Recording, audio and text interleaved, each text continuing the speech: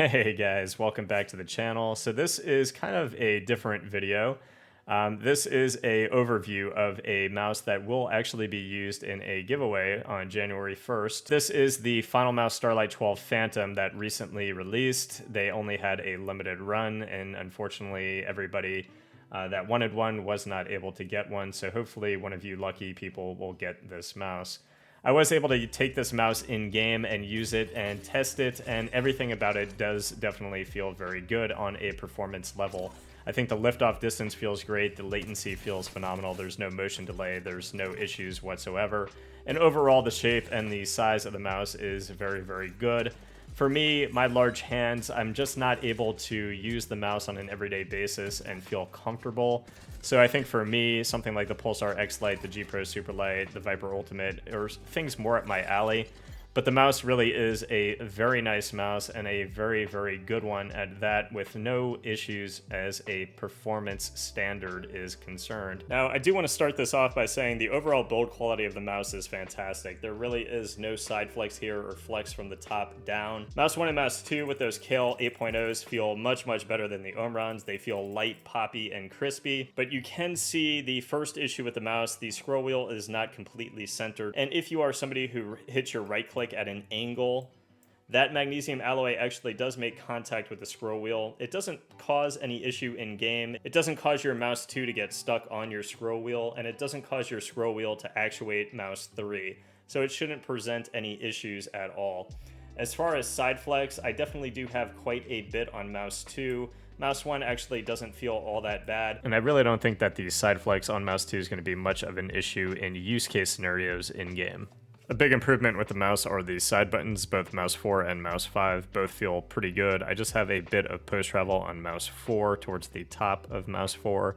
But overall, the side switches are very, very clicky, very tactile, just like the mouse 1 and mouse 2 with those new Kale 8.0s. I personally think that the mouse skates are okay out of the box. There are a whole lot of companies that make third-party skates for the Finalmouse, so if you are more into something like the Tiger Ice skates, I would certainly recommend those. And you certainly, if you are coming from a wired mouse, you don't need to worry about the wireless performance here. The wireless performance and the battery performance are very, very good with the Finalmouse sensor. Also, I did not have any issue with the magnesium alloy feeling slippery or the paint on the mouse feeling slippery in the hand. I think the mouse is very grippy.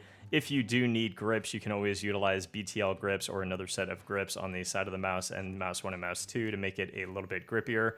And the liftoff distance here is much improved. I did not have any issue in game whatsoever with my sensor accidentally skipping or feeling like it was having any issues at all. And certainly the best thing about the mouse is how light it is. You can definitely just effortlessly put your mouse on any corner of your mouse pad, and it just feels effortless. It feels good. The mouse is so light, and it just feels really, really nice in the hand to use.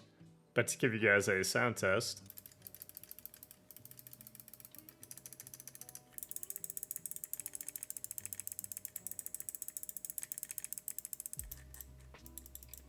and you guys probably heard that in the sound test, there is a bit of inconsistency with mouse 1 and mouse 2. Mouse 2 feeling a little bit more rattly than mouse 1.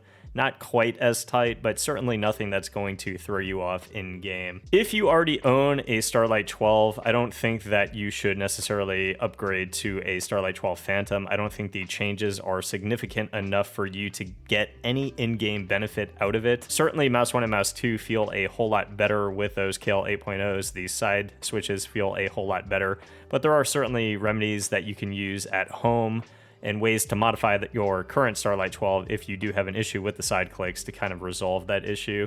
So I certainly don't recommend paying $189 to kind of just get a different colorway of the mouse unless you absolutely hate the one that you have and you really, really love the Phantom.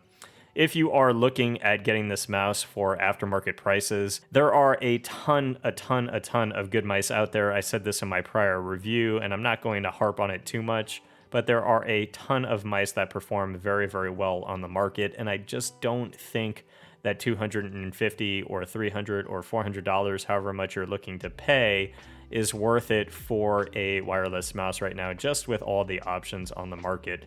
If it is going to be your end game, your end all, your be all, you know this is the one.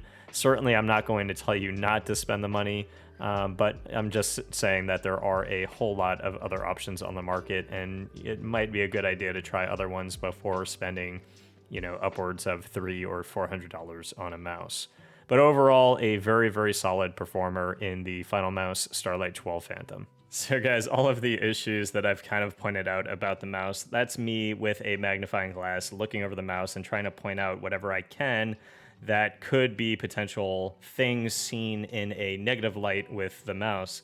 But all of those things are kind of on the level of cosmetics. They're not really anything that affects the functionality of the mouse or the full performance of the mouse. And this really is what this mouse is geared towards, is ultimate performance and lightweight performance in game.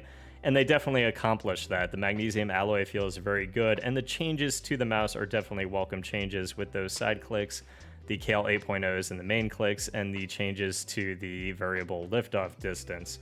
I do think that on a cosmetic level, for me, the middle mouse, it's never really bothered me. I don't really care about it. It's not really something that affects me in game, so I kind of put it past me.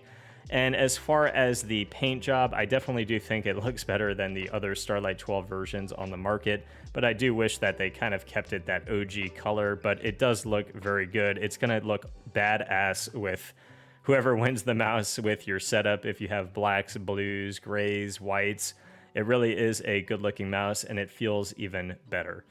So guys, good luck in the giveaway on January 1st. I really hope this mouse goes to somebody who's going to cherish it, somebody who's going to main it. And I hope you come back after winning it and let me know how much ass you're kicking in game with it. So again, guys, good luck, and I'll see you in the next review. Peace.